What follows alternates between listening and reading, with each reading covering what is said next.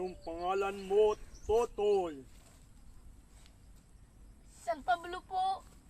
Asan ang mga magulang mo? Andun po sa bahay.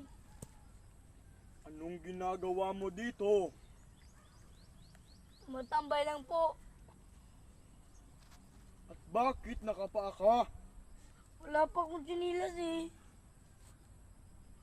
Kung gayon, bibigyan kita ng tsinelas at umuwi ka na. Uy, blessing. Salamat po. Mag-ingat ka. Saan itong bata nga? Nagilak man to ganiha. Ya, karon ara namang kuan, ara namang lipayan niya. Ako naman to ano. Tingnan niya akong hilak ko.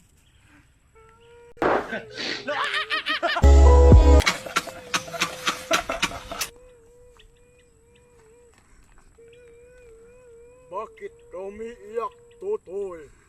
Ako palitigbag sa kong mama. Asan ang mga magulang mo? Tos amo ah.